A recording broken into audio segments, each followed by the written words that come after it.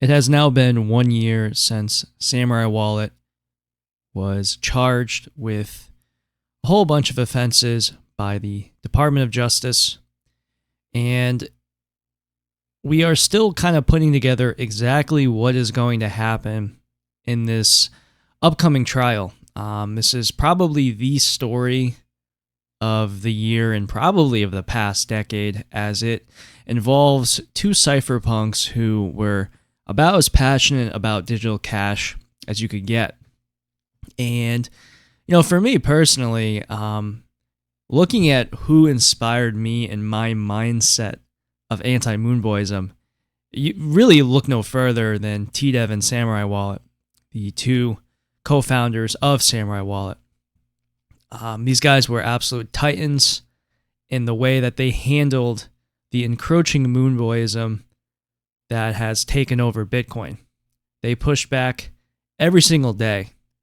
And, really a lot of the philosophy of what Anti Moonboy is based on is what these guys were doing in the trenches, well, on social media, essentially, roasting anybody who stood against them. And I admire that quite a bit, as I'm sure many of you are also feeling the same way, where you miss lurking T-Dev's Twitter posts. I mean, it was quite the entertainment, watching him take down the saps that just do not understand why we are here. We are here for peer-to-peer digital cash, and yeah, it can get messy sometimes, but we can't shy away from that. Now, the charges that are brought against them, they're ridiculous. It's in a similar vein as to what Tornado Cash is doing. They have a service. The service was used for illegal things. They have no control over the funds. So how are they liable? I have no idea, right? Because you can use that service for completely legal means. We've talked a lot about this, so I'm not going to go too deep into here.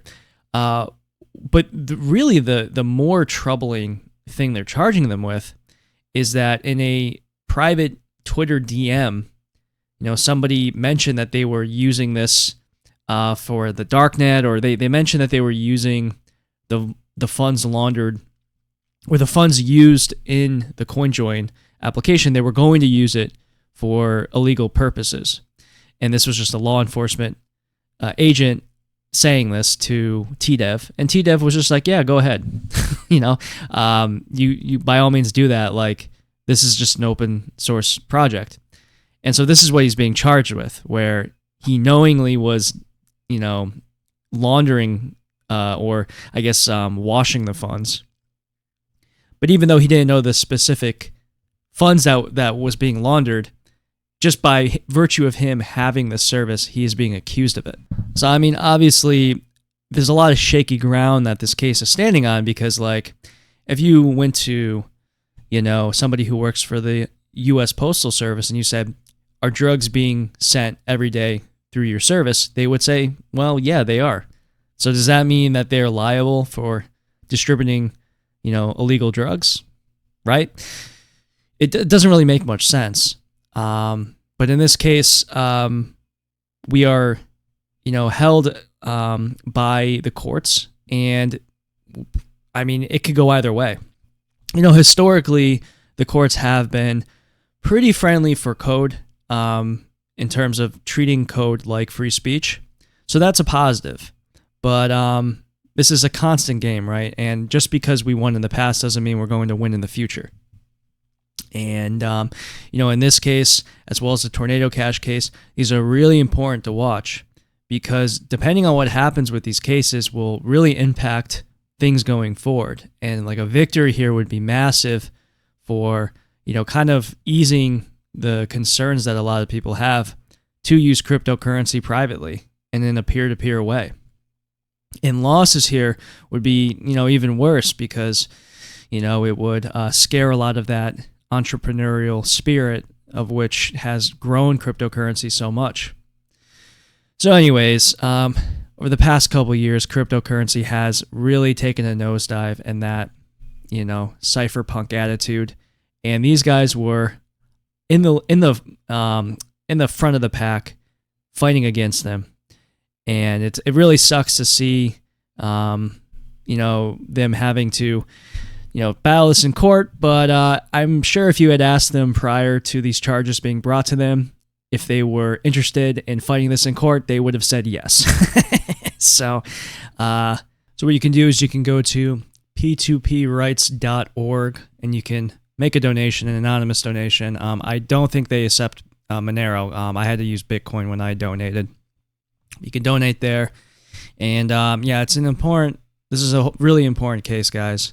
Really, this is a litmus test, okay? If you are not following this case or not passionate about this case, you're being fraudulent. I get that these guys were Bitcoiners, but what they did for cryptocurrency cannot be understated.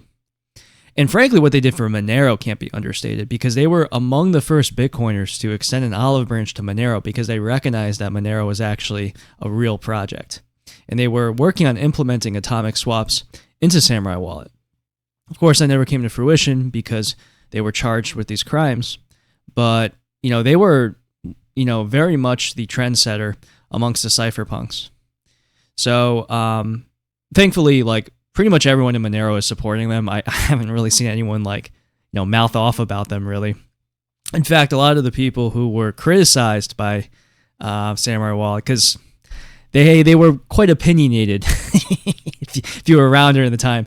But really, even the people who were slandered by them in the Monero community, they've been supportive of them. So it really is one of those things where even if they rub you the wrong way, this is egregious, right?